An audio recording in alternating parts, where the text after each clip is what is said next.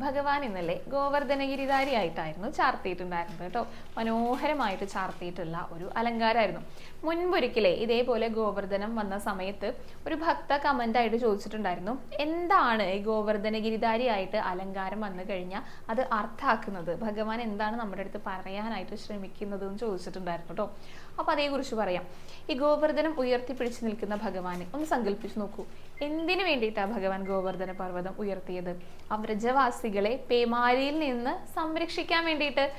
ഗോപികമാര്, ഗോപന്മാര്, അവിടെയുള്ള എല്ലാ ജീവജാലങ്ങളെയും ആ പേമാരിയിൽ നിന്ന് സംരക്ഷിക്കാനായിട്ട് ഒരു കുട പോലെയാണ് ഗോവർദ്ധനം ഉയർത്തി നിർത്തിയിട്ടുണ്ടായിരുന്നത്. അങ്ങനെ 7 ദിവസം ഭഗവാൻ ഉയർത്തി നിർത്തി. പിന്നെ സന്തോഷിപ്പിക്കാനായിട്ട് ഒപ്പം ഓടക്കുഴൽ വായിക്കുകയും കൂടെ ചെയ്തിട്ടുണ്ടായിരുന്നു. അതേ അലങ്കാരമാണ് ഇന്നലെ ഉണ്ടായിരുന്നത്. അപ്പൊ ഇതിൽ നിന്ന് എന്താണ് അർത്ഥാക്കുന്നത്?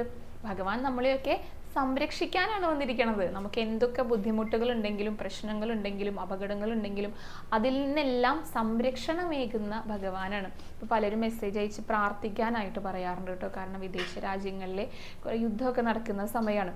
അപ്പൊ അവിടെ മക്കളുള്ളവര്, ഫാമിലി ആയിട്ടുള്ളവരൊക്കെ ഉണ്ടായിരിക്കും. അപ്പൊ നാട്ടിലിരിക്കുന്നവർക്ക് സമാധാനം ഉണ്ടാവില്ലല്ലോ, അവിടെ ഉള്ളവർക്കും. അപ്പൊ അവർക്കൊക്കെ വേണ്ടി പ്രാർത്ഥിക്കണം എന്ന് പറയാറുണ്ട്. തീർച്ചയായിട്ടും എല്ലാവരും അവരെ പ്രാർത്ഥനയിൽ ഉൾപ്പെടുത്തുക.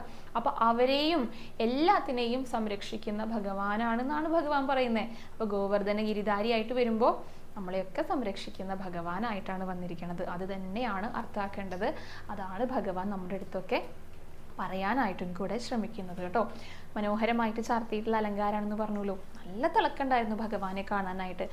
ആടയാഭരണങ്ങളാണെങ്കിലും ഉടയാടയൊക്കെ ആണെങ്കിലും കേട്ടോ. 2 തിരുമുടിമാല ഉണ്ടായിരുന്നു. ഒരെണ്ണം ചുവപ്പും പച്ചയും വെള്ളയും കൂടിയിട്ട്, അതായത് തെച്ചിയുണ്ട്, തുളസിയുണ്ട്, നന്ദിയാർവട്ടം ഉണ്ട്. പിന്നെ ഒരെണ്ണം താമരയുടെ ഇതൾ കൊണ്ടായിരുന്നു തിരുമുടിമാല. ഒരു ഉണ്ടമാലയുണ്ട് കേട്ടോ. അതിങ്ങനെ ചുവപ്പ് വെള്ള, ചുവപ്പ് വെള്ള, അങ്ങനെ മാറി മാറി കോർത്തിരിക്കുകയാണ് തെച്ചി നന്ദിയാർവട്ടം കൊണ്ട്. അതിന് നടുക്കാണ് ഗോവർദ്ധനമൊക്കെ ഉയർത്തിപ്പിടിച്ചിട്ട് ഭഗവാൻ നിൽക്കുന്നുണ്ടായിരുന്നത്. നെറ്റിയിൽ ഗോപി തിലകുണ്ട്. വലിയ കാതുപൂക്കളാണ് കേട്ടോ. കാരണം കുഞ്ഞു മുഖല്ലേ ഭഗവാന്റെ. മാലകളൊക്കെ അണിഞ്ഞിട്ടുണ്ട്, കൈവളകളും തോൾവളകളൊക്കെ ഉണ്ട്. ഗോവർദ്ധനമൊക്കെ കുറച്ച് വലിയ ഗോവർദ്ധനാണ് കേട്ടോ. തുളസിയുടെ ഇലയൊക്കെ ഒട്ടിച്ച് വെച്ചിട്ട് ആ മരങ്ങളുടെ, ആ കാടിന്റെ, അതിൻ്റെയൊക്കെ ഒരു പ്രതീതിയും കൂടെ ഉണ്ട്. പിന്നെ വലത്തെ കയ്യിൽ പൊന്നോടക്കുള്ളുണ്ട്. വീണ്ടും അതും പൊഴിക്കുകയാണ്, എല്ലാവരെയും സന്തോഷിപ്പിക്കാൻ കൂടെ വേണ്ടിയിട്ട്. അരയിൽ കിങ്ങിണിയൊക്കെ കെട്ടിയിട്ടുണ്ട്. കിങ്ങിണി ഏതാണ്, ആ ഉടയാട ഏതാണെന്ന് വേർതിരിച്ച് കാണാൻ കുറച്ച് ബുദ്ധിമുട്ടാണ് കേട്ടോ. കാരണം നല്ല കസവിന്റെ, നല്ല തിളക്കമുള്ള ഉടയാടയാണ് ഭഗവാൻ അണിഞ്ഞിരിക്കുന്നത്.